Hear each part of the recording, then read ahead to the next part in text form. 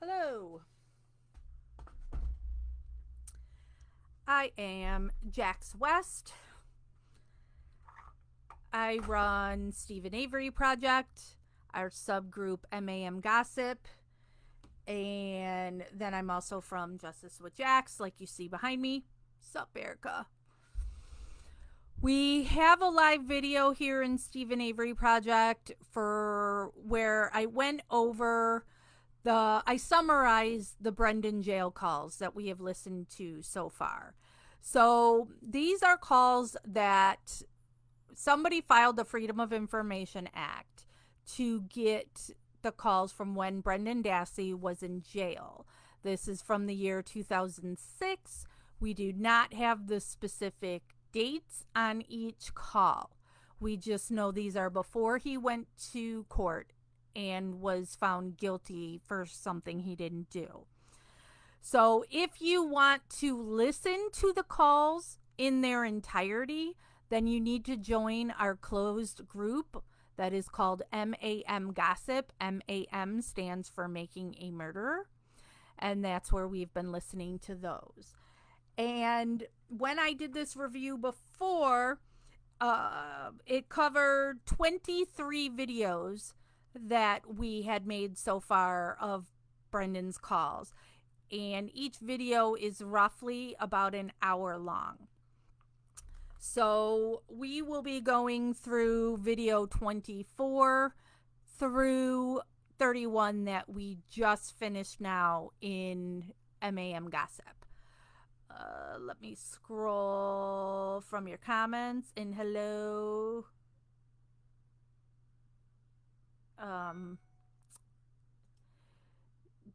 Jim, you can fuck off.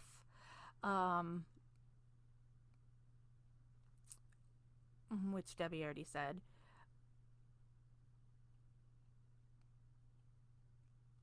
So while we listen to the calls in MAM Gossip, I take notes of them all. So I will be going through and reading my notes. My handwriting is horrible, and maybe I won't even be able to read my own writing. While I'm on here, I won't be looking at your comments, and I will not be answering your comments because I'm reading the notes. So I would appreciate it if our gossip people who know a whole bunch about the case, if there are people that are asking questions about the case, if gossip people or if any of the Stephen Avery Project moderators are on now, if you can answer them. If we have any guilt or douchebags that is trying to troll you, ignore them.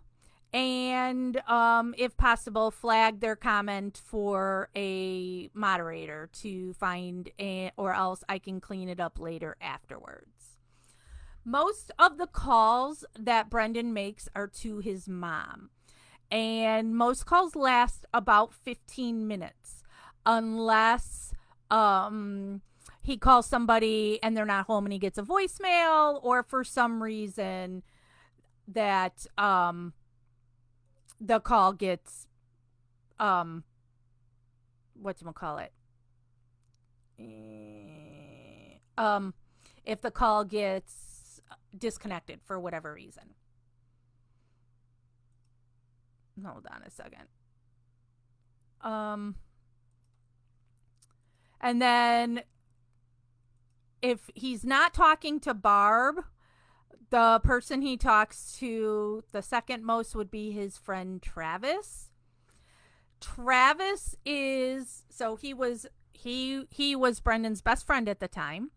Travis's father is Robert Fabian. Robert Fabian was a friend of Earl's and also Earl's brother-in-law, Earl Avery, Stephen's brother. Robert Fabian was driving around in the golf cart with Earl on the day that Teresa Halbach was there, that they were shooting varmints or whatever. And Robert Fabian's wife, Cindy, was Earl's then wife, Candy's sister. So Brendan's best friend, Travis, is cousins with Brendan's cousins, like Kayla, who is the one that said that he was losing weight because he was upset about all of this, and then she recanted on the stand. So that's who most of the calls are with. Some of these calls are very interesting. A lot of it's a lot of the same stuff over and over again. Sometimes I'm going to get very upset about what I'm reading.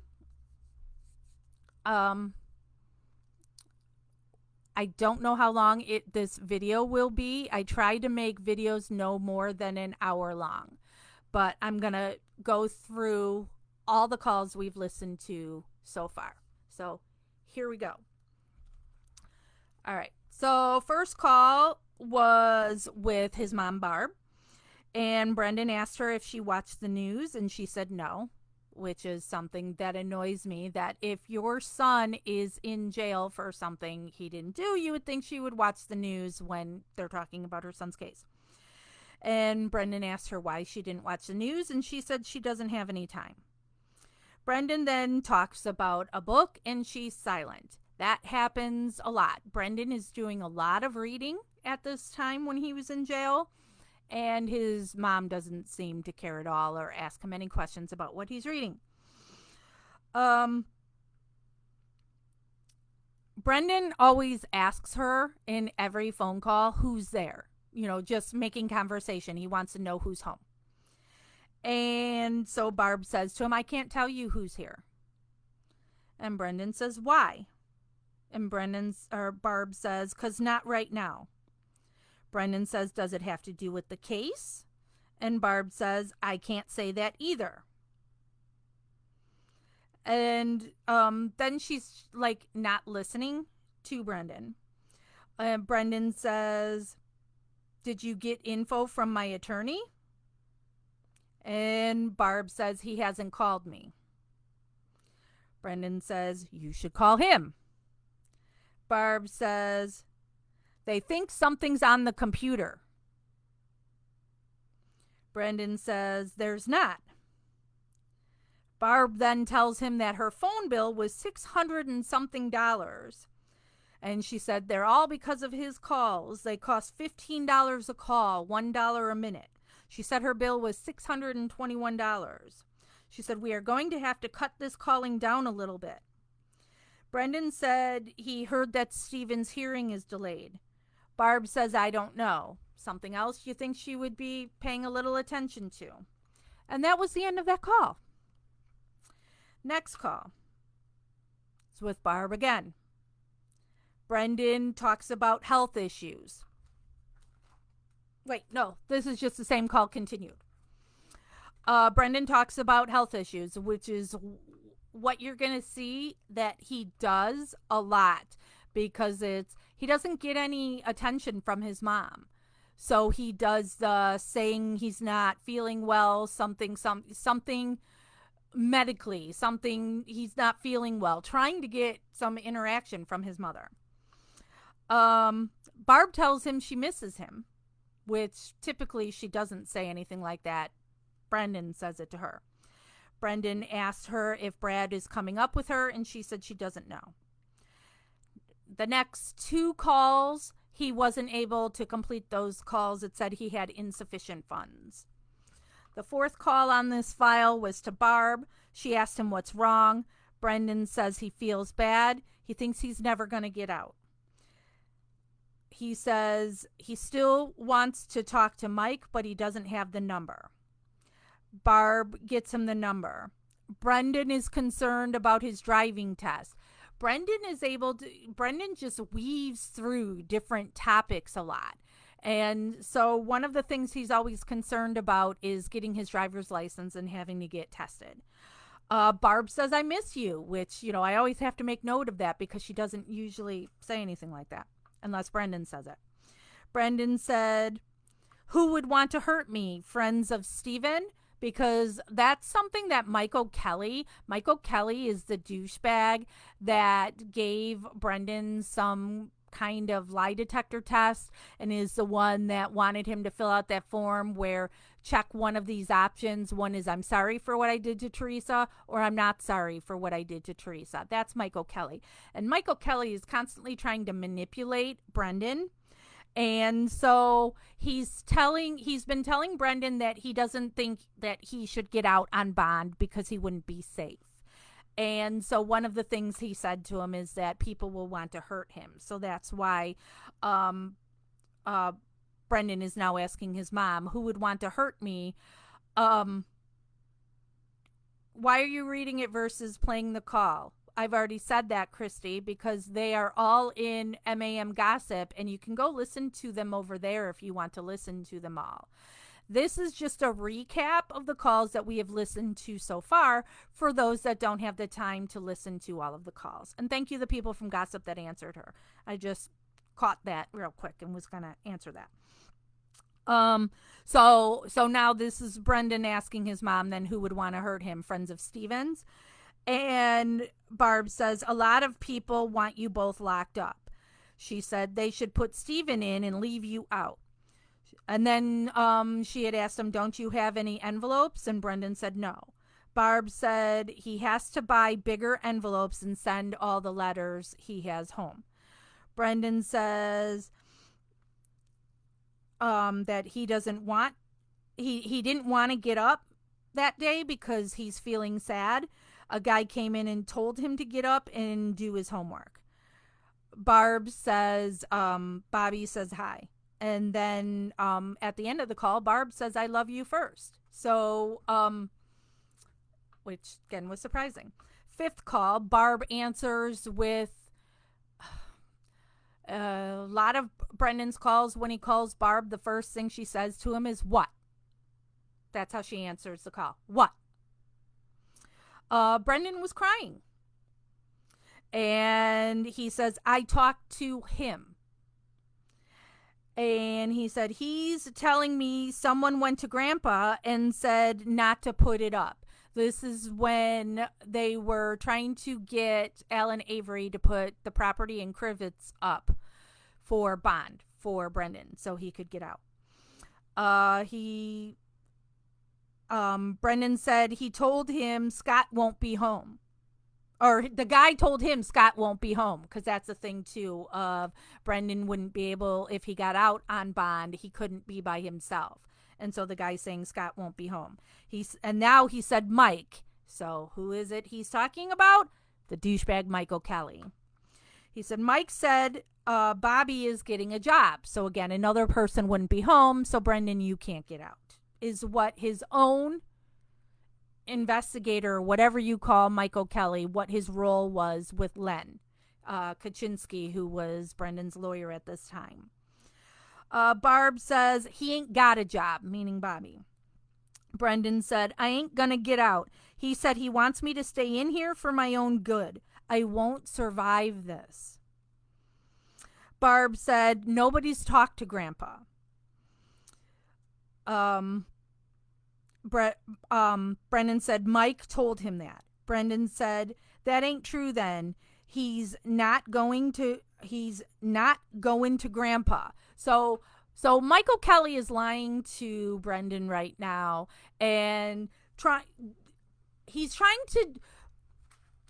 what Michael Kelly is trying to do is he wants Brendan to take the plea bargain. So he keeps trying to manipulate this kid any way possible. So, whoops, I set my notebook on the computer, or on the keyboard. So that's what's happening here. So all this stuff you're hearing from Michael Kelly, it's just because he's trying to manipulate Brendan, that he's not going to be able to get out on bail or bond or whatever it is for any reason. And really his best bet would be to just take this plea bargain and to say he's guilty.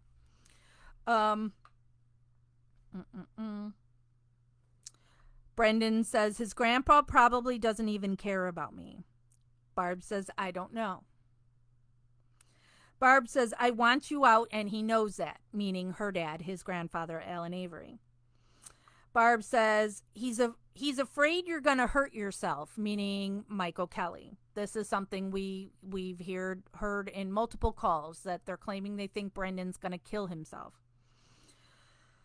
And then Barb always brings it back to her, where she says, right now I heard enough.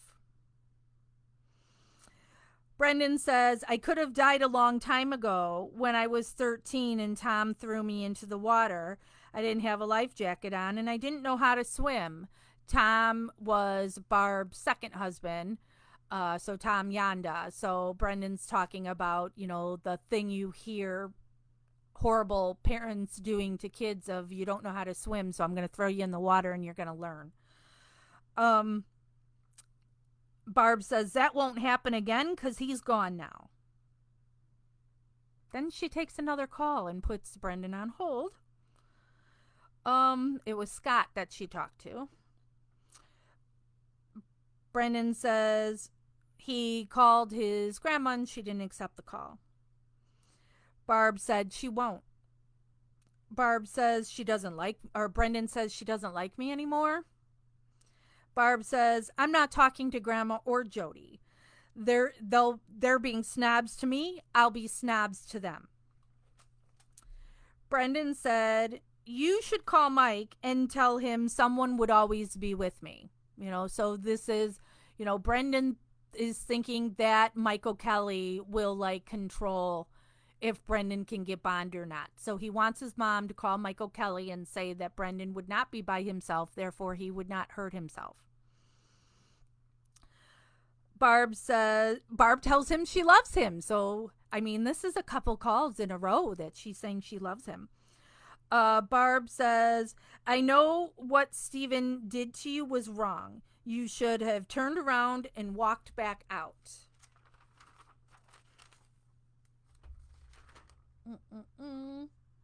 And that was the last of that call.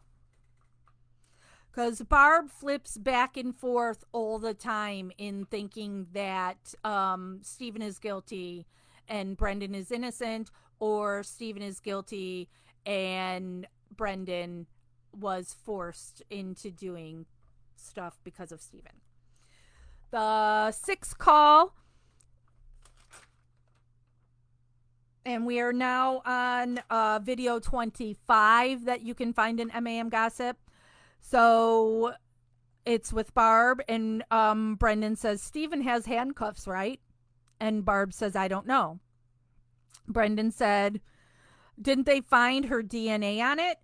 That they found 2 on Stephen's. And then he asked, what does inconsistent mean? Barb says she doesn't know. Brendan said, they said my statements were inconsistent. And Barb says, I don't know. Brendan said, they took some of my CDs. And Barb says, no, they took all of Blaine's. Now, these are not the Michael Veli, however you say his name, CDs. Brendan says, they think it's because of the music we listen to. So it's one of the things that was being used against these kids of the rap music they listen to and the language in there. Brendan says to his mom, you had one of each of the handcuffs too, right? And Barb said she had both, legs and hands. She had 2 sets, but she had never taken hers out of the box. Then she says, I don't give a shit if they're listening or not, knowing that all these calls are recorded. Then she asked Brendan, that statement you gave, is that all true? And Brendan said, no. Do we have to go over this again? And he said, they said they knew they knew already and that I was lying. So a typical tactic that they use in interrogations, that we already know what happened. You just need to tell us. Barb said, your attorney said that you said you saw shit in the fire. Brendan said, I saw the fire was started already when I got there. Barb says, are they trying to kill me too? Then she says, they don't want me to bail you out because someone will hurt you. So they go back and forth between Brendan will kill himself or somebody else will hurt him. Brendan says, I don't care what Mike says. I don't like him since I took the lie detector test because of the way he was talking to me. Barb says, they want to give you life for something you didn't even do. And then she said, I need to know the truth. And Brendan said, I am. I went to the bonfire. I went to the garage to clean up grease or oil. Then I stood at the end of the hill. You and Scott came home. You called and talked to Stephen. Barb says, my head is so screwed up right now. Brendan said, who you gonna trust, me or them? Barb says, I believe in you. Brendan says, I'm telling you the truth. And then he said, you gonna tell Grandpa not to do it? Meaning putting up the property to bail him out. And Barb says, I don't know. She's gonna call another attorney. Call 7 is with his friend Travis. A lot of the calls with Travis are inappropriate for young ears, bad language, and so on. So you've been warned. I don't necessarily if that's this call, but I'm just giving you the heads up. Brendan asked him, did you watch the news? He didn't. Brendan said, my mom talked to my attorney and Mike. They don't want me out for my safety. She says that she can't live without me home. This is something that Barb has done to Brendan on several occasions, that she's telling him that if he doesn't get out on bond, that she's going to kill herself. He said they're saying stuff about the CDs. They think they can use it against him, and that his mom said they took all Blaine's CDs and not his, and the call disconnected. Then the 8th call was to Travis. In that discussion, they were talking about Brendan's MSN name, so MSN was that instant messenger thing back then. And so Brendan, his screen name had the N-word in it, and the N-word was spelled wrong. So they were talking about that. The 9th call, nobody answered.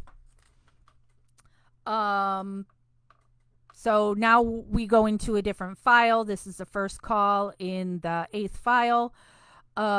It was Dolores, and she asked him, how are you doing? And Brendan said he's trying to get a hold of his mom. And Dolores said she's at Aldi's and told him to call her at 7. And so the call ended then. So he didn't really talk to his grandma. So the second call is to Barb, and Brendan asked her how her day has been. He told her that he talked to his attorney. He gave him 15 pages that listed people on it. And then Barb says, you didn't do what I told you to do, did you? And Brendan said, what? And Barb says, what? And Barb says, he wants to put you away. Brendan says, it doesn't sound that way. And he said, Fassbender told him Stephen was already saying things and that Stephen was putting it on me. So again, another tactic that you try to use in interrogations, that you're telling them that your co-defendant or whatever you want to say is blaming you, even if they're not, because it is legal for them to lie to you. Anything to try and get you to say what they want you to say.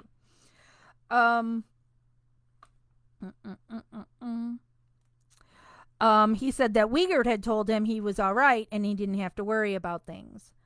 Barb said, can you call your attorney tomorrow? Brendan said, if I get a calling card. And Brendan wants to call Travis. Brendan says, save one calling card to call your attorney and tell him he can call me and tell me everything. Because they're claiming that they can't tell Brendan anything about Brendan's case without Brendan's permission, because Brendan is the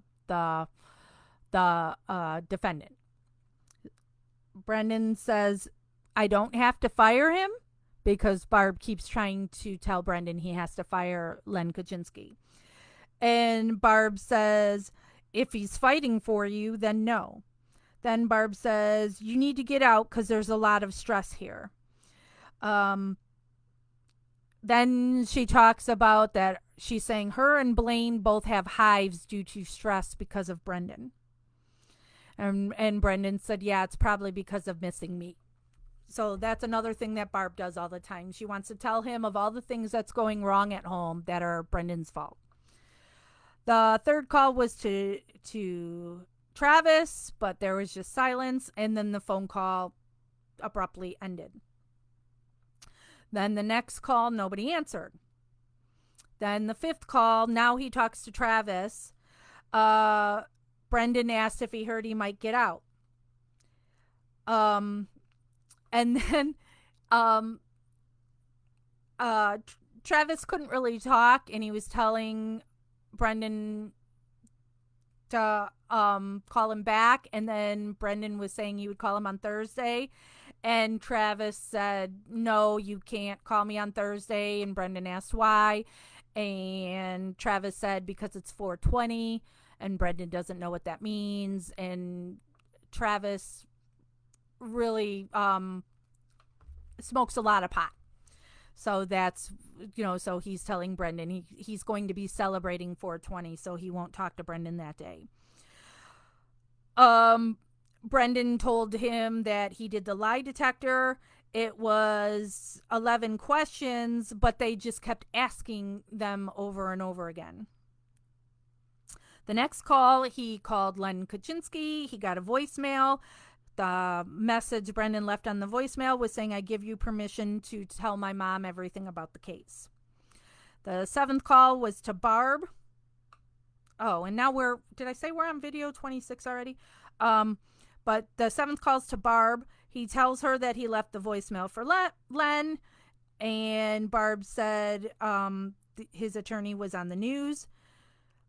And Brendan said, tell me about that when you come up here. I only got 1 minute left. That was left on his card.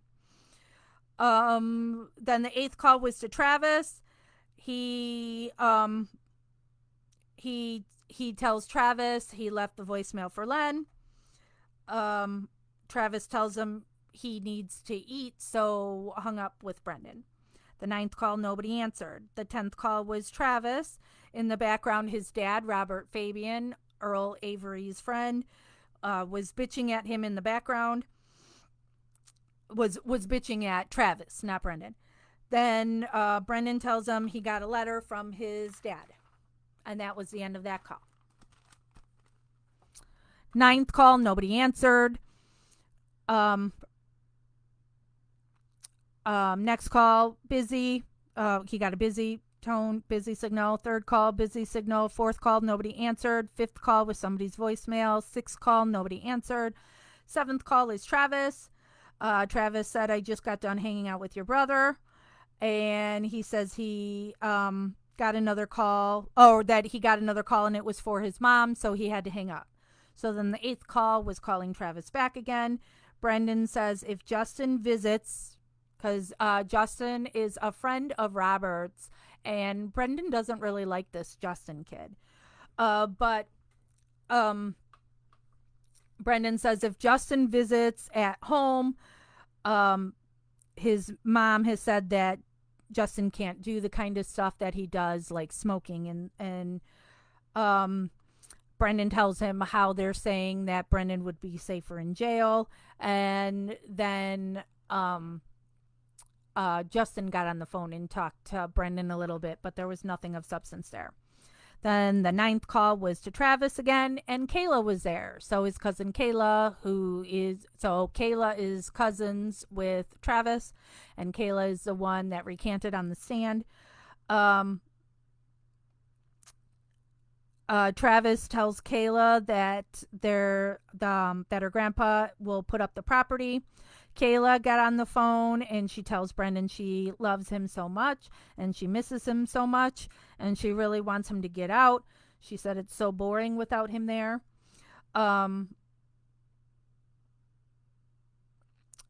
She said Blaine is 17 and is now going out with Kayla's friend, who's only 13.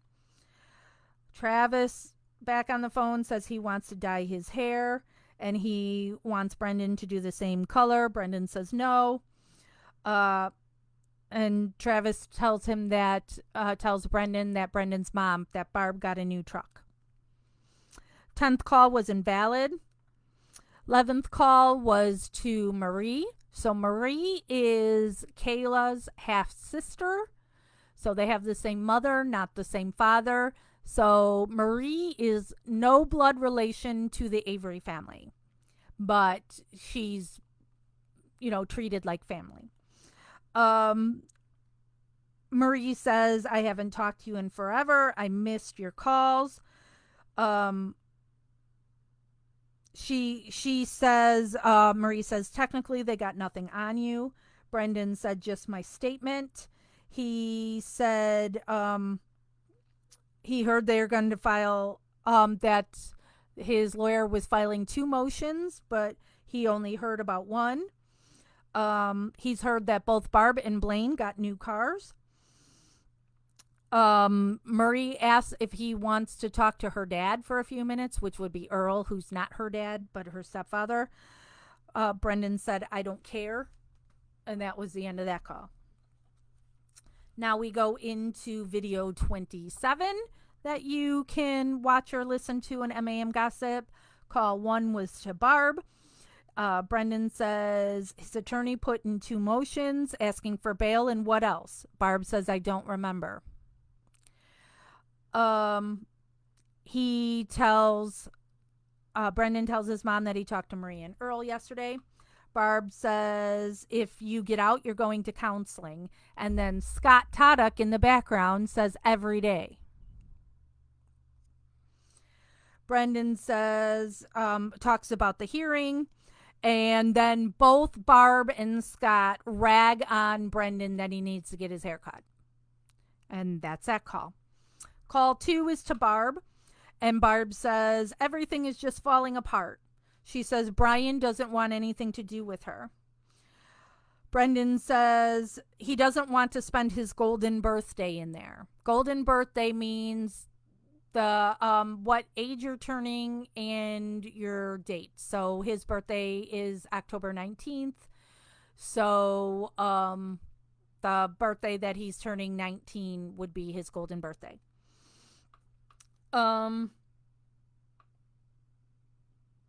And Barb's just whining about, wham, her. Brendan asks her if everyone wants him out, because he just always wants the reassurance that people care about him. And I am cold.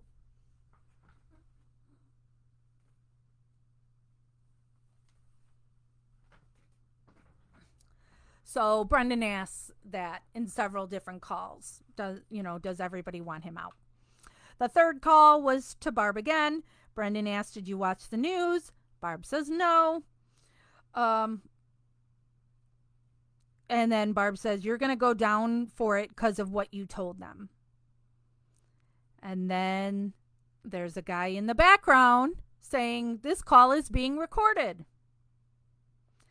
And then Brendan says, you don't think I'm getting out? And Barb says, don't worry about it. And Brendan says, I gotta worry about it. And then that's when we find out who is the person in the background, the guy. It's Michael Kelly. So Barb is with Michael Kelly, the guy that really wants to railroad Brendan. Barb asked him, why didn't you wash your hair? And Brendan said they came to get him so early. Barb says, you look like a regular grease ball. Brendan said, I can't help it. And then Brendan cries. Barb tells him to get a haircut.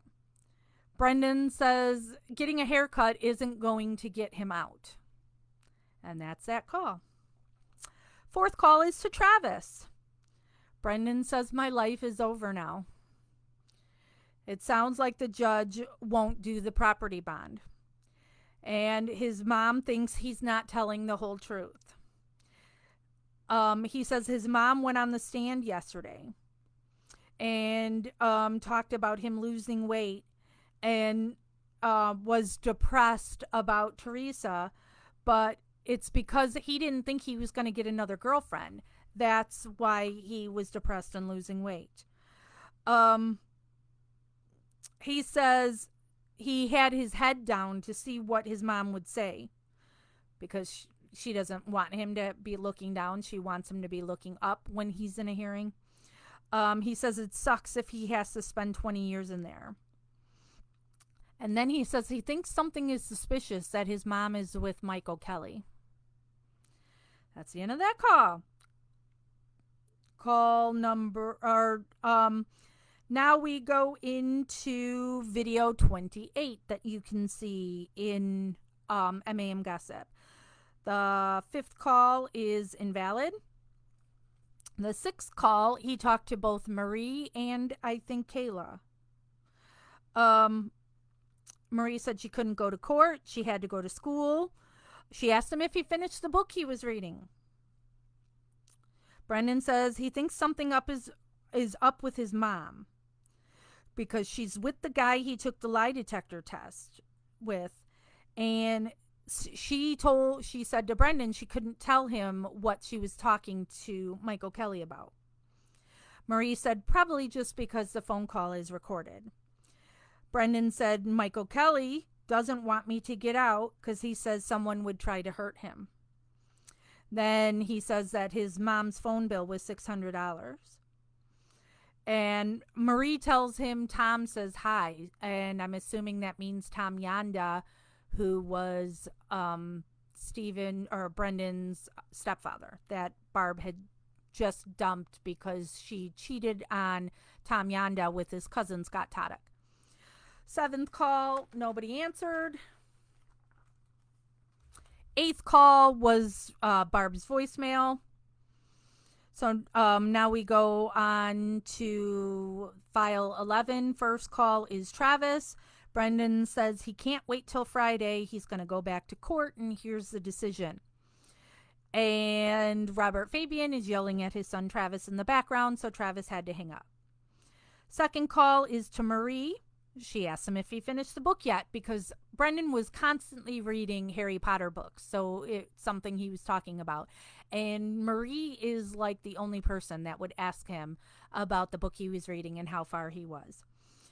Then Earl gets on the phone. Earl tells Brendan he just got done throwing up, that he's not feeling well. Brendan says, I don't know how much I can take up here. He says he's losing hair already. Then he talks to Marie. Marie says that she doesn't talk to Jody, and she tells Brendan that she sent him a letter. The third call, Brendan gets a message saying your card is already in use. Fourth call is to Travis. Travis says he doesn't want to talk long because he's playing a video game. Then he puts Justin on to talk to Brendan for a little bit, and there was nothing of importance to report. 5th call was to Barb. Brendan says, I just wanted to see if you got home safe because she had visited with him. And then Brendan goes into some ailments to try and get attention from Barb. 6th call is to Barb. Brendan says, Mark, he always says Mark and Fassbender. So he calls Wiegert by his first name, but Fassbender by his last. So he says Mark and Fassbender are going to talk to Barb about the case. He talked to them today. He talked to them about what him and Steven did that day. He says that Mark and Fassbender took another interview with him. They told him that they think he is lying. They said that he could go to jail for 90 years or he could get 20 or less. Again, trying to push Brendan into taking a plea bargain. They said if he wanted him to say he was sorry to the Hallback family for what he did.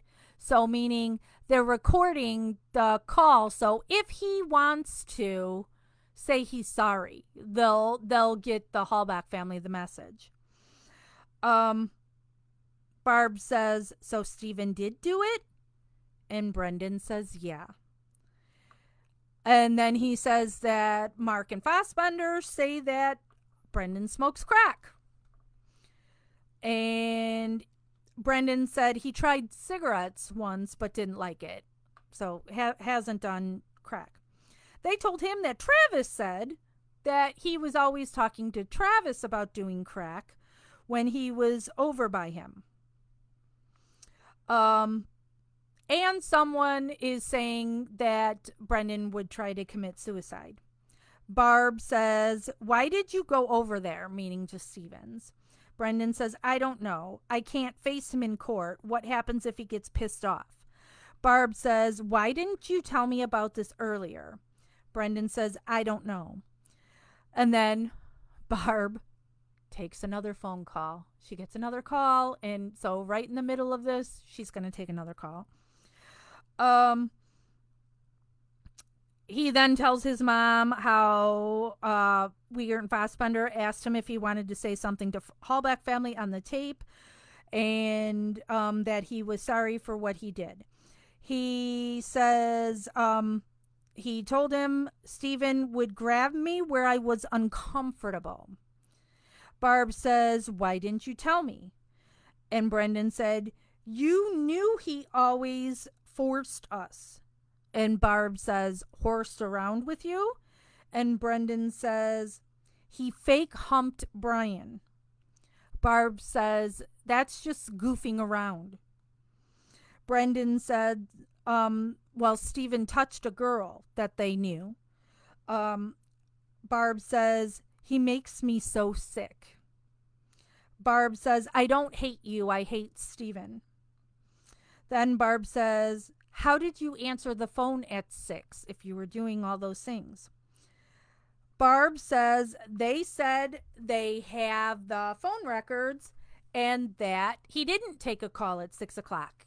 And so the call they're referring to is Blaine's boss had called looking for Blaine at that time. Barb says, you did all that to her too? And Brendan says, some of it. And Barb says, did he make you? And Brendan says, yeah. Brendan says, so who's all home? So, again, Brendan's disconnect, his mental capacity that, he's not even understanding again here. You're claiming you raped somebody. And now you're just saying, so who's all home? Barb tells him that she's not going to come to visit him that week because she's taking her truck in to be fixed instead. We go into video 29. This is jail call file 12. Call 1 is to Barb. She asks if he wants to talk to Bobby. Brendan says, I don't know. Then Brendan asks his mom, does both of them want me to stay in here? I know Mike does. So meaning the attorney and Michael Kelly. And Brendan says he doesn't care what Mike wants. Barb says it's up to the judge and Grandpa. She says she has nothing to do with it. Barb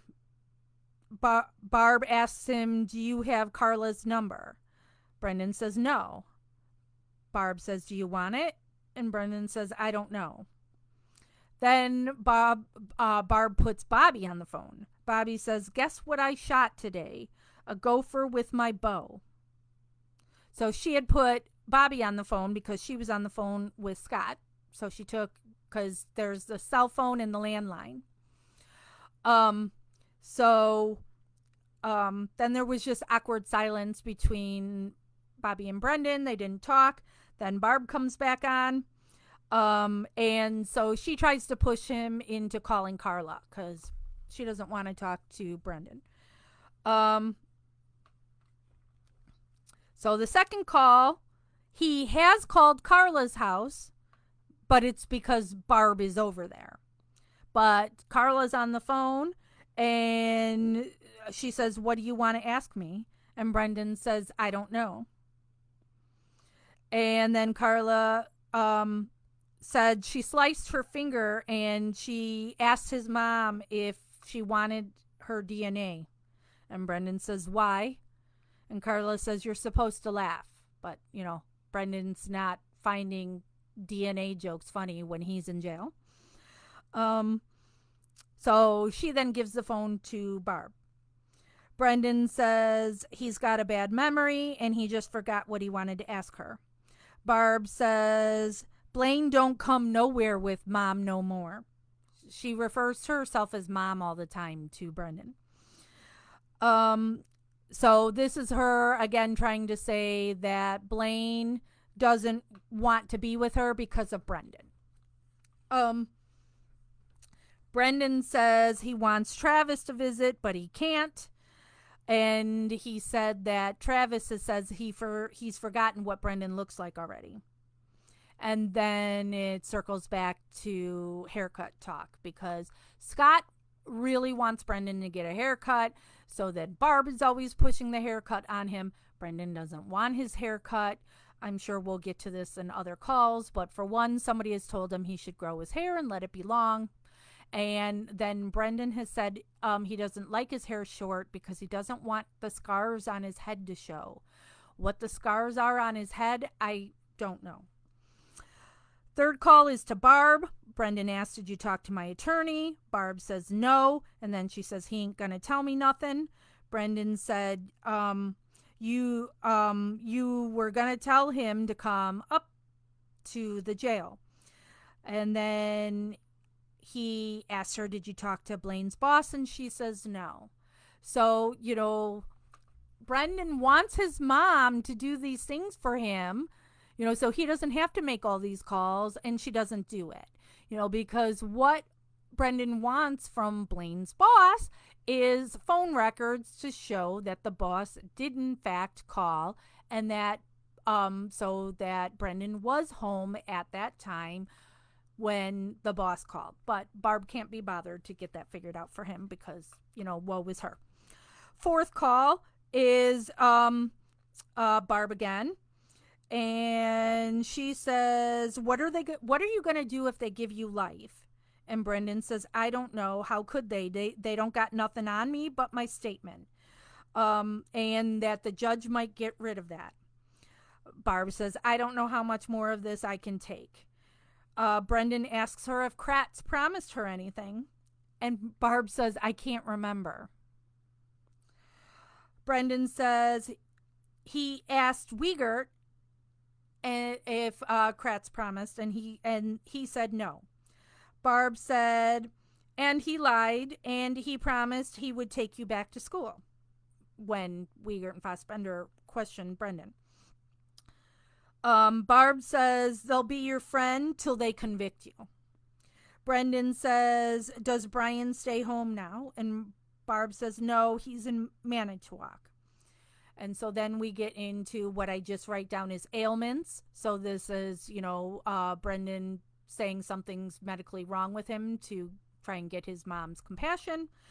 Then his mom goes into a haircut, that he needs his haircut. Then she asked him, would you hurt someone else? And Brendan said no. And then he says he doesn't get to see anyone.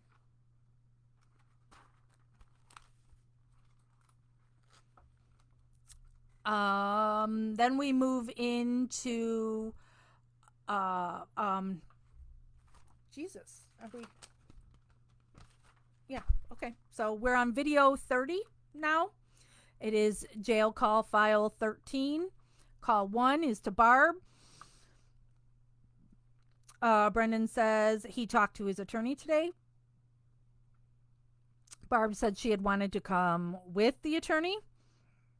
Brendan said he gave me a piece of paper and said he would make another on his computer about Brendan pleading guilty.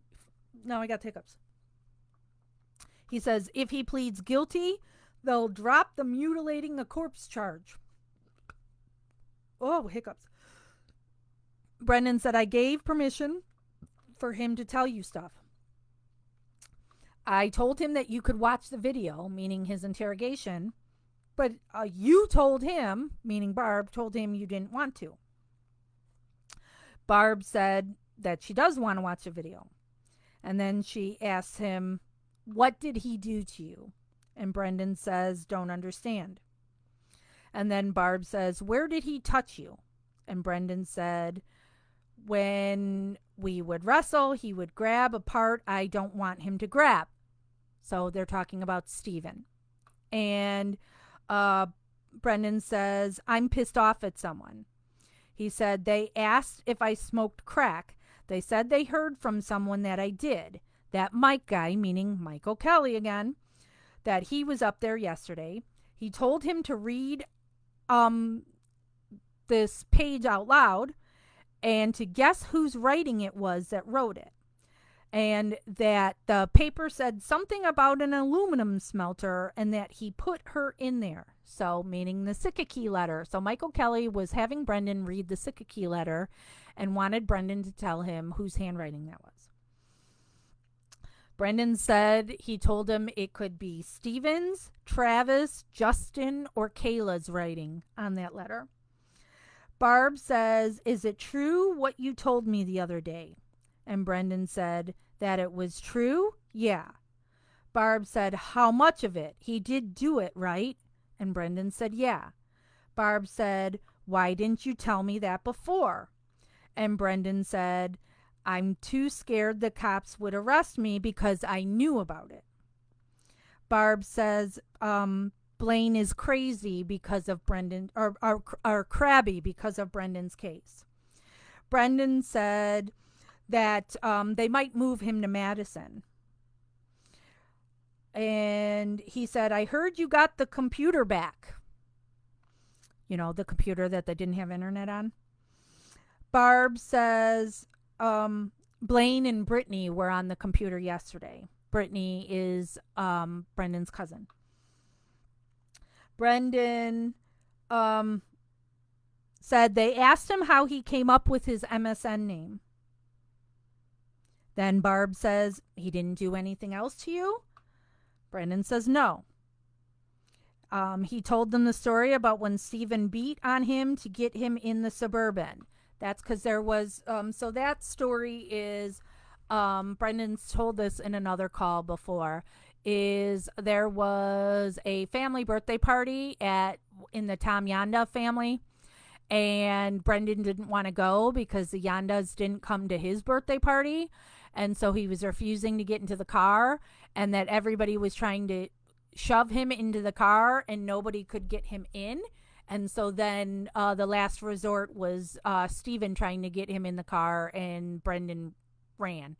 So nobody could get him in the car and force him to the birthday party. Now I got to find where I was. Barb says, why didn't you call 911 or tell me at 5 when I got home? Brendan says, he's stronger than me. I thought I would go to jail for knowing about it, meaning knowing what Steven did. So Brendan goes back and forth in stories of that he just knew Brendan had done it, that he did it, that he didn't do it. Brendan says he doesn't think the judge will do the bail. The second call is to Barb, but then Candy is on the phone, so that's Earl's wife. Candy tells him Earl is in the hospital. He's there because he's allergic to medicine he's on for pinworms. She says that your ma says you're taking a plea bargain. And Brendan says no, but they want me to. And Candy says, what are they going to give you for the plea bargain? And Brendan said they would take off the burning a corpse. And Candy says that's only 5 years and that he's looking at 87 years. She told him that he should not plead guilty at all, for him to tell them that he is innocent and that they have to prove that he's guilty. Brendan says they're telling him that there's they found a bullet that has Teresa's blood on it. And Brendan says they asked why that Stephen had Teresa Hallback's phone number written on the back of a for sale sign in his Pontiac. Candy said that Stephen forced Brendan, and Brendan says, I don't know. Candy said, where did you get a bike from to get the mail? And Brendan says he doesn't have a bike and he never got the mail. Candy said, did anybody read him his testimony? Because she says his own Brendan's testimony says that he said to Mark that he rode his bike to go get the mail. Candy says, if you don't know what you're filling out, don't fill it out. She says, if you didn't do something, don't admit it, because you're just hurting yourself.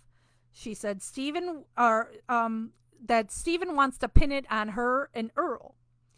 Brendan says, tell him he is... Brendan said that his mom wants him to tell his lawyer he's fired when he comes up there on Monday. Barb gets on, so now Barb and Candy are both on the phone.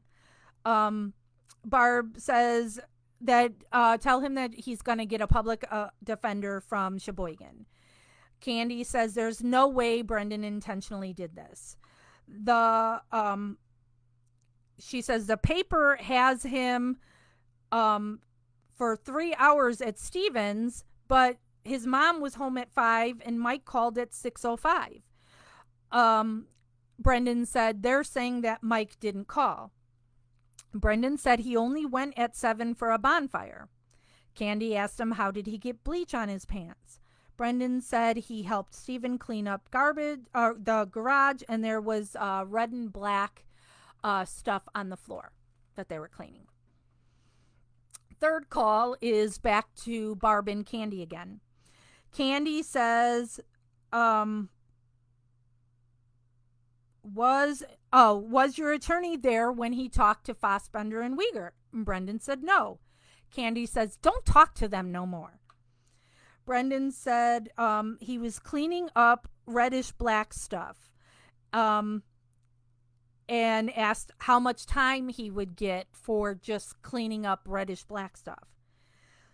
Candy says, if you say yeah and you're not meaning yeah, they take that as true. Because see, now Candy seems to be the only person who seems to understand how Brendan speaks. Brendan answers stuff all the time in just saying yeah, but he's not meaning it as yeah. It's just like filling in the silence with saying yeah. So here is Candy just trying to advise him, don't say yeah if you don't mean yeah, because they're taking that as you're saying yes, you did that. Candy says, all Stephen says is that you're a dumb shit. Brendan said Fassbender and Wiegert told him that Stephen was trying to pin this on him and Bobby. Candy said Stephen told Chuck that he was going to blame me and Earl. She says it's pathetic that he kills someone and takes an innocent kid down with him. Now, Candy hates Stephen. So, so she's always going to see something as a negative for Stephen. Bobby says, if Stephen didn't do it, why did he hide up north? And Candy said, well, the press has a picture of Brendan sitting right across from Stephen up north, and he's smiling. Brendan said, well, they had told them to act normal when the press was taking that picture. Candy asked him, did you see a body in the fire? Brendan said no. Candy says, do you know that Stephen killed her? And Brendan said no. Candy says, how do you know about the bullet? This is really important. Candy says, how do you know about the bullet? Brendan said, Mike, meaning Mike O'Kelly, showed him a picture. And Candy says, they say they knew because you told them about it. Brendan said they called him on the Monday and asked him, but they never did. So, okay. So here's what's going on here. I've gone over this a couple times over the years, and it's something that I learned from Brendan's attorney now, Stephen Drizin, because I had gone to Stephen Drizin and Laura Nyrider, his attorneys. They're here in Chicago, and they had an event where they were talking about the case.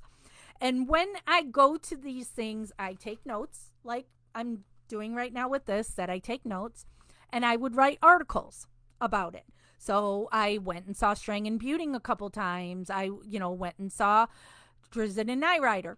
And so I would take notes and I would write an article that went up on the website freebrendan.org. And I'm also the admin of the Free Brendan Facebook page. And so when I had gone to see Drizin and Nyrider the first time and I wrote my article, Drizin had said something at that I had never heard before. And it's not something that people had ever heard before, and that got them questioning my article, that I was just saying bullshit. So then Drizin had seen that people were second guessing my article. So then he sent me the proof of what it was that he had said there. So here is the events. All right. So Brendan, they had taken Brendan in for questioning on the 27th. The 28th, they did not question Brendan on the 28th. What happens on the 28th? They find the bullet, the magic bullet that they find on February 28th when this alleged crime occurred, happened on October 31st. That they've done countless searches, but now all of a sudden there's this magic bullet that's found, dust all over the garage, but not on the bullet, and so on and so on. So then they bring Brendan back in for questioning on March 1st. This is when we get the, what'd you do to her head, Brendan? Punched her? What else? Be honest. Cut her hair? Okay, Brendan, what else? Cut her throat? All right, I'm just going to come out and say this. Who shot her in the head? So this is very important here. They needed Brendan to say she was shot because prior to that, there was zero alleged evidence that she was shot. They have her burned in a fire. They have Brendan's coerced confession of the raping and all that. So now Brendan, not understanding what they want him to say, is all these guesses of cut her hair, which no hair found in the house or the trailer or whatever you want to call it. Slit her throat, but none of her blood anywhere. And she's able to live through that. She lives through that. They slit her throat and they're stabbing her in the stomach, and then they drag her or carry her out of the trailer. No DNA of hers goes anywhere. She still lives through that. And so now they need her to say she was shot in the garage because they find a magic bullet there that Link finds a magic bullet. So this is what Candy is pointing out there, that the press is saying that Brendan told them on the 27th that she was shot.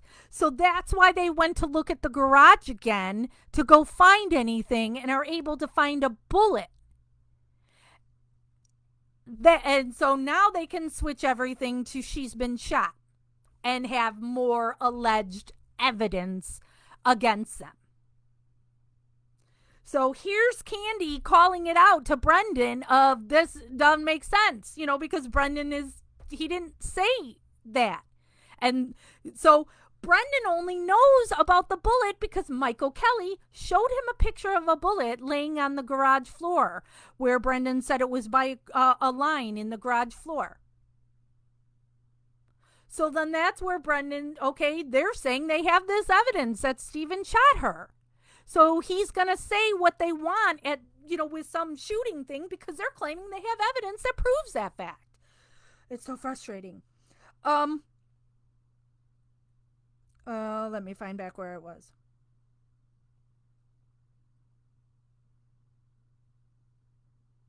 Okay, so then Brendan says he had talked to Michael Kelly, um, and that his therapist, because Brendan also regularly would see a therapist, wrote something down about Manitowoc Juvenile Center, because at this time too, Brendan really wants to.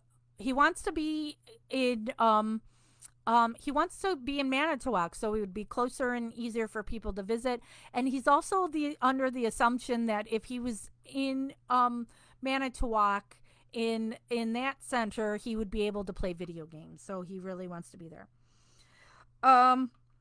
Brendan talks about that they think he lost weight and was depressed because of what happened with Teresa, but really he was trying to impress a girl.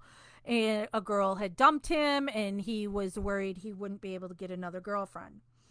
And Brendan talked about the girl dumping him when this case started, and Candy says, "Can you blame her? This case is a big deal." And that all people know is what the press prints.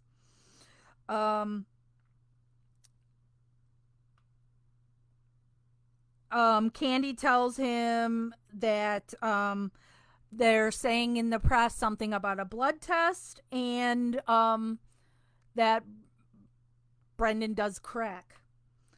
Brendan said no, they never did a blood test on him. All they've ever done with him is they took his fingerprints and they took his spit. Brendan says he hates, this is because Barb's on the phone now, he hates the leg cuffs they put on him because it puts lines on his legs, and it makes him bleed sometimes. And that's the end of that call. Now we go on to call 4. This is also to Barb.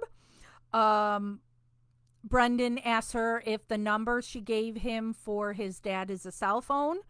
Barb says it's his house number. And Brendan said then he must have a block on it because he's tried to call his dad and there's a block on the phone.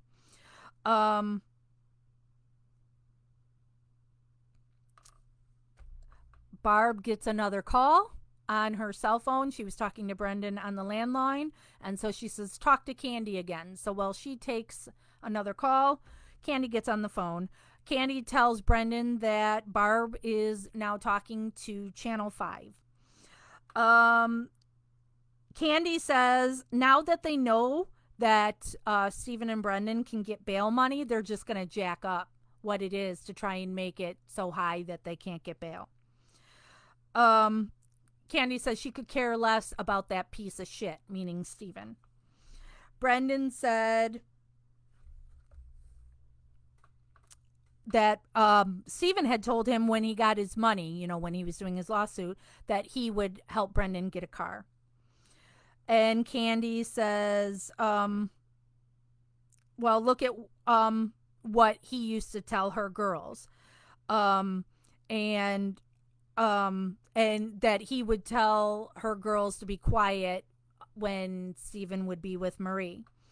And that he had told her girls that he would buy them a 4-wheeler and never did. Brendan said, what would Jody do if Stephen got the death penalty? And Candy says she doesn't think Candy gives a shit. She thinks that Jody is just happy that she's not getting beat anymore. And now Barb gives Brendan the reporter's number that she was just talking to because she wants Brendan to call the reporter and tell the reporter his story. So that ends that call. And so call number 5 is to Anjanette Levy, who was the reporter from Channel 5. She's the one you see in Making a Murderer with the glasses.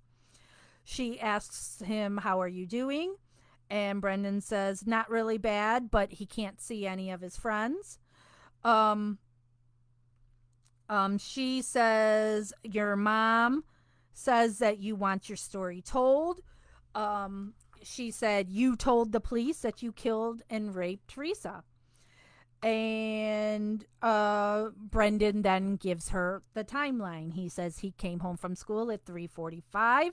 He and Blaine walked home from the bus stop, arguing as they were walking over who would get to talk on the phone, use the phone first. They only had the one landline. Blaine got it first. So Brendan played PlayStation while he was on the phone. His mom came home at 5, and then she left with Scott. He watched TV until 6. Blaine's boss called around 6, but Blaine was out trick-or-treating. Brendan didn't go trick-or-treating because Blaine was wearing the costume that he wanted to wear, so he just stayed home. He then watched TV till 7. Stephen called him at 7 and asked if he wanted to come down for a bonfire. So Brendan went and met with Stephen. He and Stephen drove around in a golf cart, cleaning up the yard. They picked up a car seat and wood and tires that they threw on the fire. They went in the garage at some point to clean up the garage. There was a puddle of reddish black stuff that he says was probably like 5 feet by 5 feet that they cleaned up with old rags and they threw in the fire.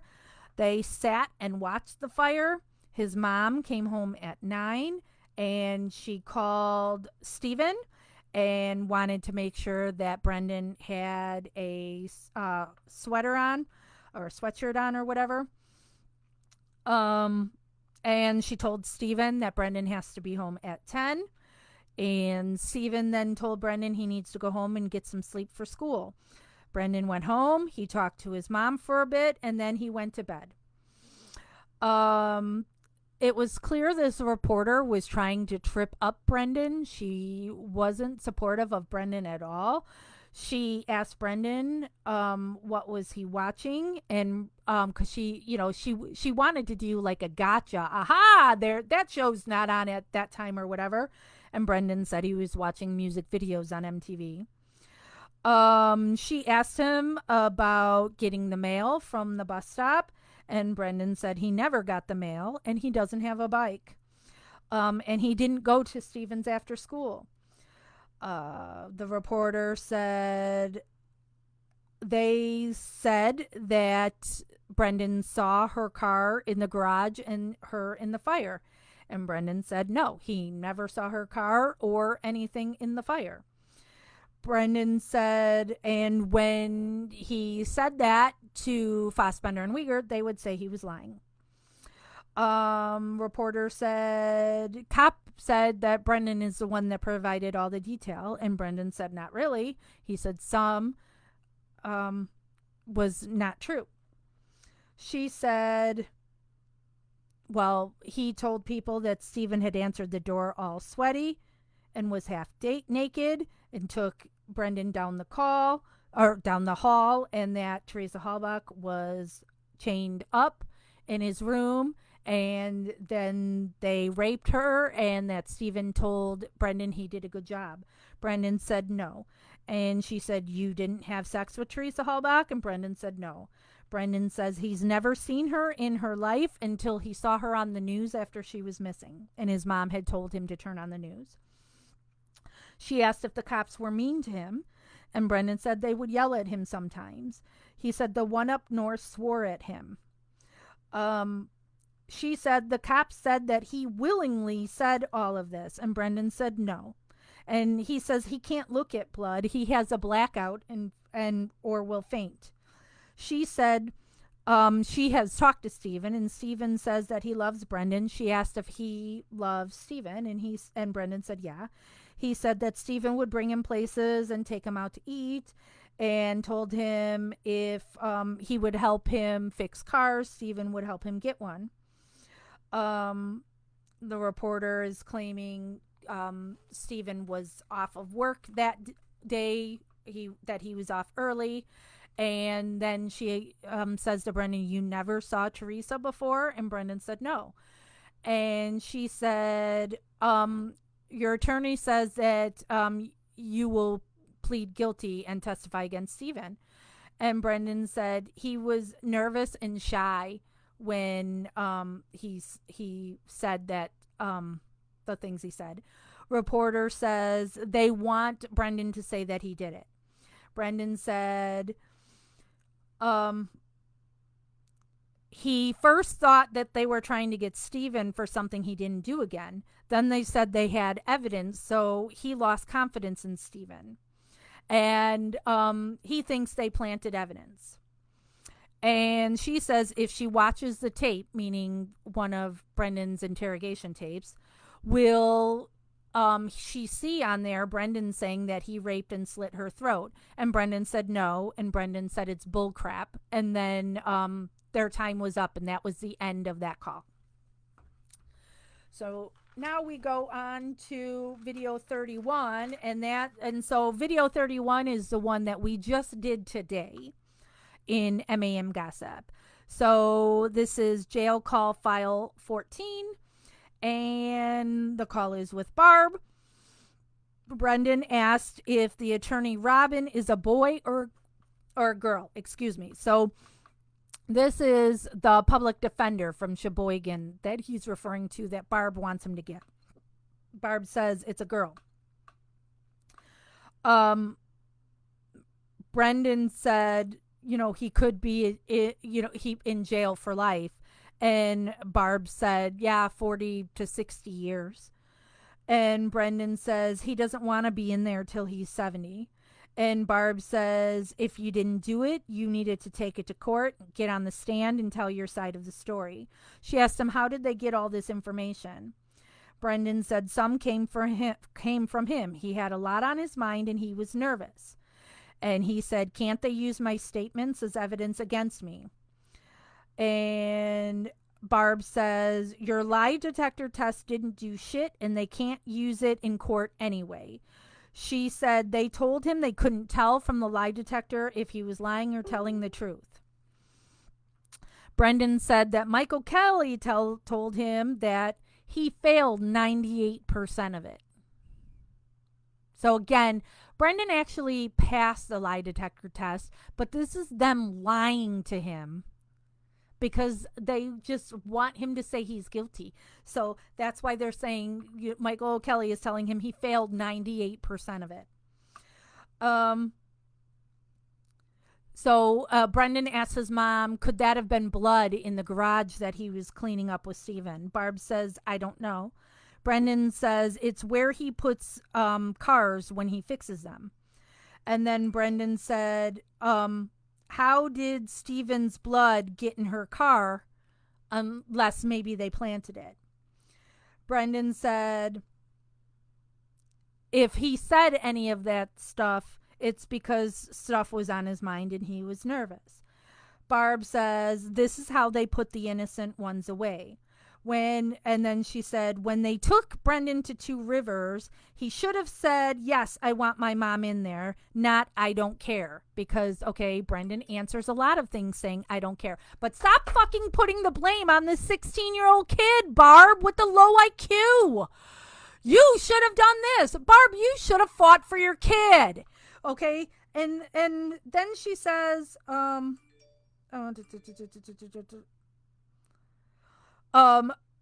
they told me not to go in there. Well, Barb, you should have fought and said you were going to go in there. It doesn't matter if they tell you you won't want to be in there. Go in there. Stop telling Brendan you should have done this and Barb, you should have done that.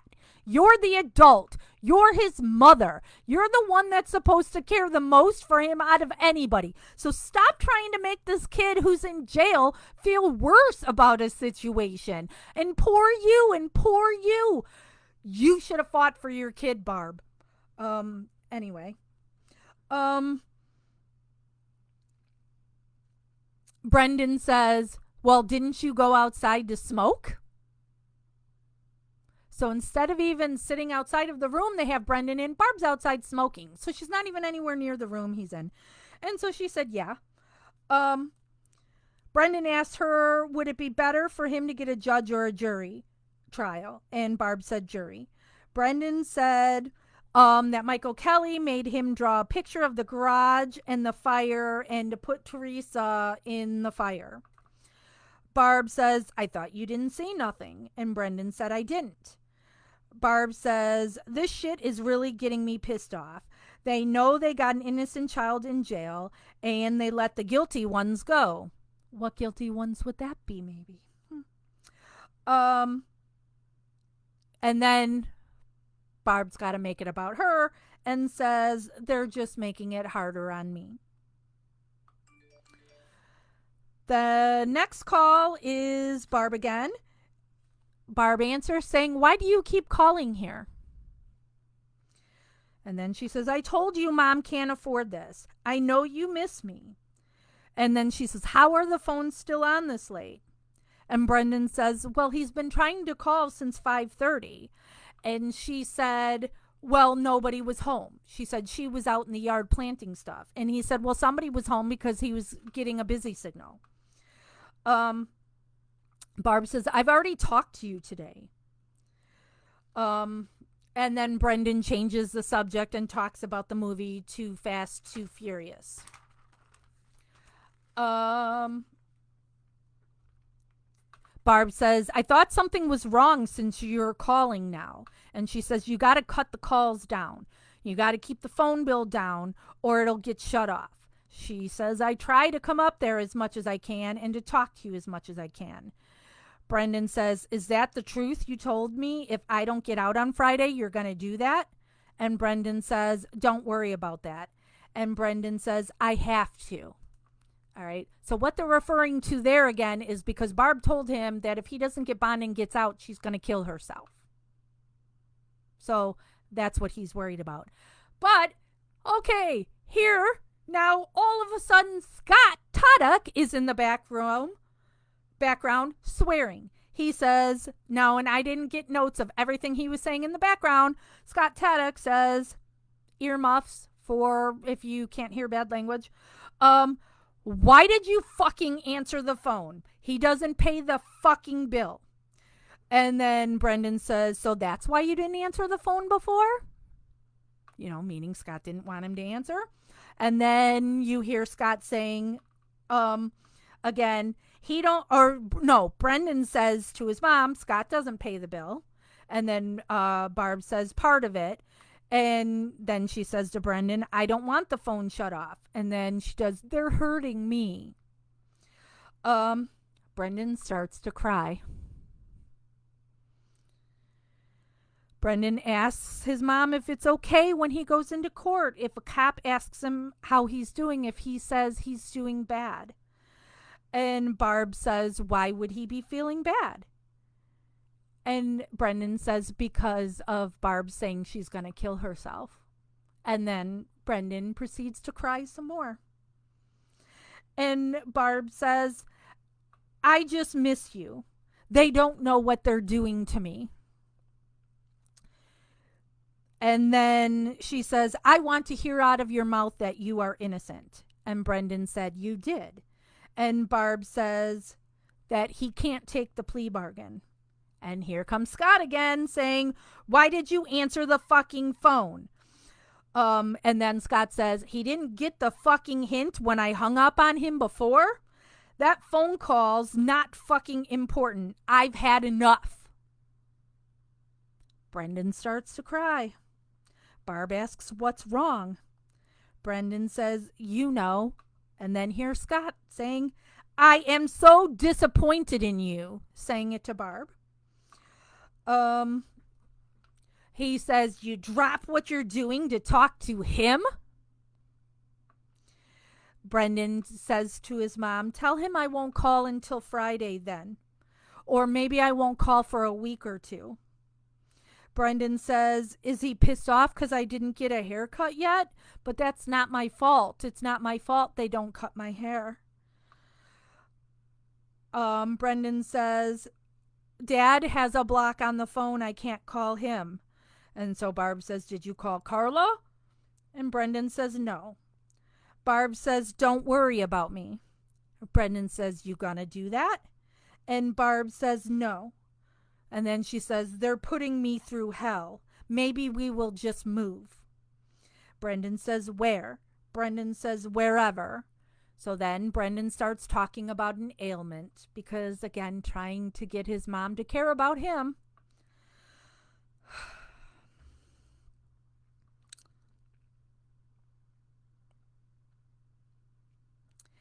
Brendan says, I bet when you get off the phone, Scott's going to start yelling at you. Barb says, don't worry about it.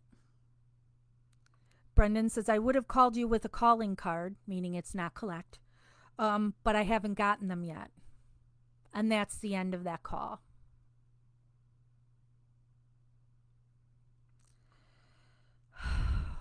That's a really tough call. And listening to him cry. Maybe what I should do, we've got a little bit left. Let me mark this call. Maybe this is a call that I will come back on Stephen Avery Project at some point and play that call for you so you can listen to it for yourself on the things that Barb and Scott say to Brendan. All right, the third call is Barb. Brendan says he talked to his attorney today. He gave me some bad news. He says if they were to give Brendan bail, they're scared he will commit suicide.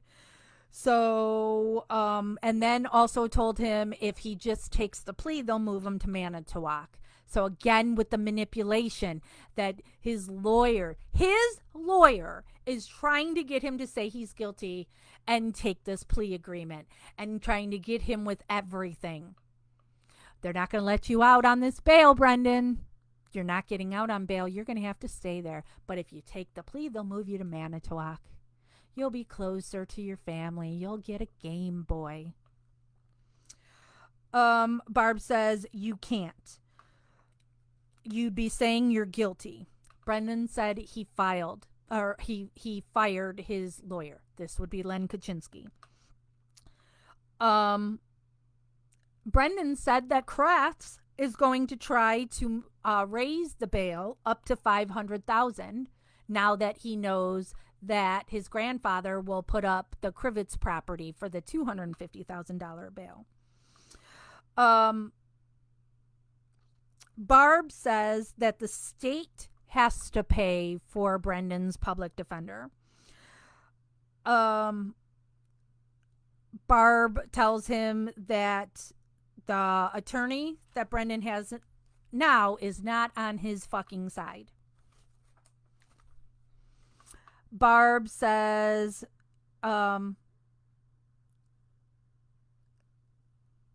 he didn't tell his lawyer, right, that he talked to Channel 5, and Brendan said they knew about it already because Channel 5 had contacted them.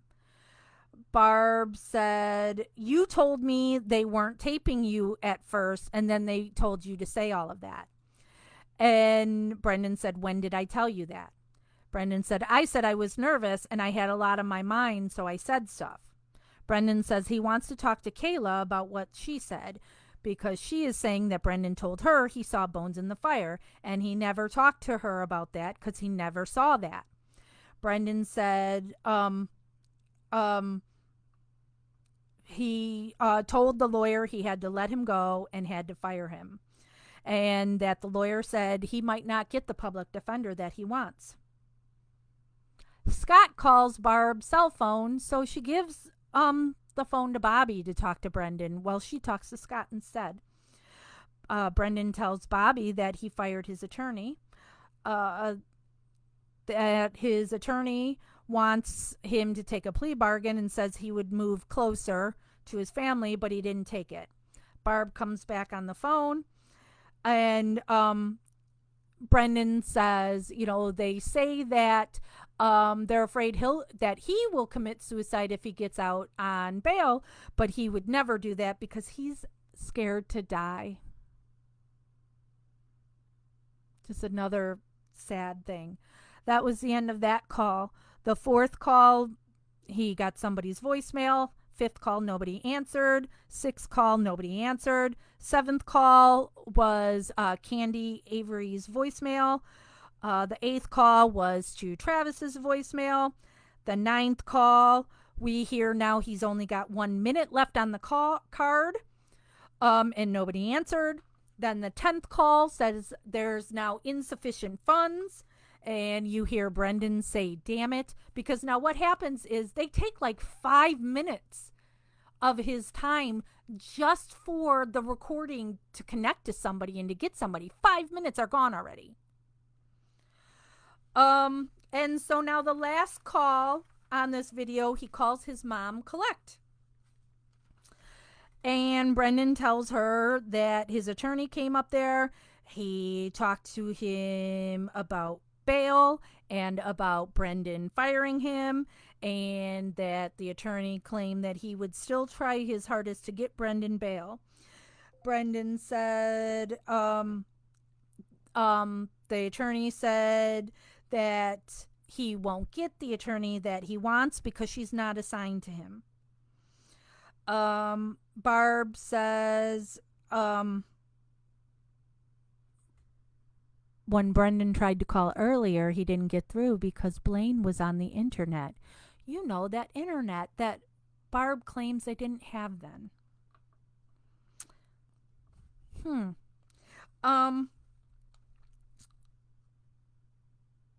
Then she says, you didn't take that plea bargain, did you?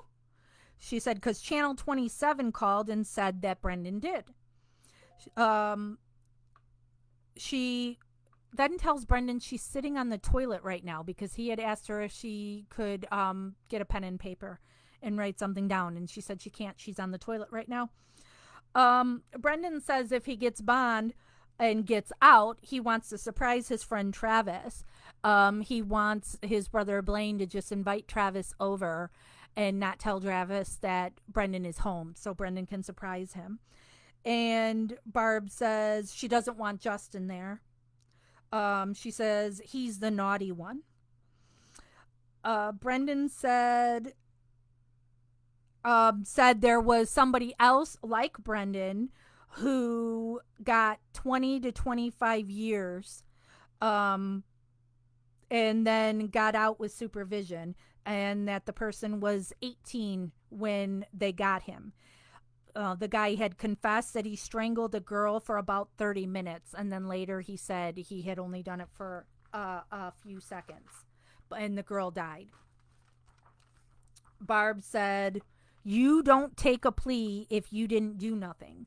Brendan says, what happens if I tell the truth and they still convict me? Barb tells him, tell the truth. Brendan says, they said they heard it from me because of my statements. Barb says, well, you tell them how you got the statements, you know, why you said those things. Brendan said, I was nervous. And then you hear the toilet flush. Barb says, we are gonna stick together. Brendan says, I don't want to be in here for 50 years because you'll probably, and then that's when Barb interrupts and says, I'll probably be dead. And they ran out of time and the phone calls disconnected. So that's how that call ended. So Barb again trying to make Brendan feel bad. I'll probably be dead. It's, oh my gosh. So those are the summaries of the calls we have listened to so far. So we have listened to 238 out of the 450-ish calls that there are. And as I said, somebody filed the Freedom of Information Act to get these calls. Well, multiple people did. So one person filed the Freedom of Information Act to get these calls, and they have posted them on YouTube, but they've edited them, and it's not all the calls. So then somebody else got them and gave me the calls in their entirety. So that's what we're doing, is we're listening to them all. So if you want to listen to them for yourself, you'll be able to listen to them in our closed group, MAM Gossip. And then here on Stephen Avery Project, I keep doing the reviews because there are plenty of people who can't take, so we've listened to, 238 calls, and a lot of the calls are 15 minutes long. You know, it's a lot of time. We've done 31 hours, 31 plus hours so far. So, and I've been on here just summarizing these calls for an hour and a half. So this is streamlining it for those that can't listen to all the calls. So go to MAM Gossip if you want to listen to them all. And I don't know when the next summary will be, because I don't always know when I am going to be, when I have the time to do those calls. You know, when I have time in my schedule to listen to them. So the next time I am available to do the calls is on Wednesday. So Wednesday and I think Friday are the only days I would be free this week to do them. But I always post in MAM Gossip, and sometimes here on Stephen Avery Project, I try to give you a 2-hour warning at, you know, of when I'll be going live, when I know my schedule has freed it up so I can go. How do you get into MAM Gossip? You can look on Stephen Avery Project, and when you look into our groups, it has it there. Here is the link, if I can get it here, to MAM Gossip. It is a closed group. You have to request to get in, and then we approve it. So I will leave you then real quick. I am going to be making some events soon, maybe this evening, with more updates on the rally that we are doing next weekend on July 25th at Waupun Correctional. So we've already been on here for an hour and a half, and these calls, so I'm not going to get into rally stuff. We also just did a video in MAM Gossip before I did all this, where we talked about all the latest developments for the rally. So I'll be making some events and putting it here on Stephen Avery Project and letting you know the schedule of the rally. So, all right, I am out. Thank you so much for joining me. Remember that we 100% here believe in Brendan and Stephen's innocence, and we're going to keep fighting for both of them until they are home. See you next time.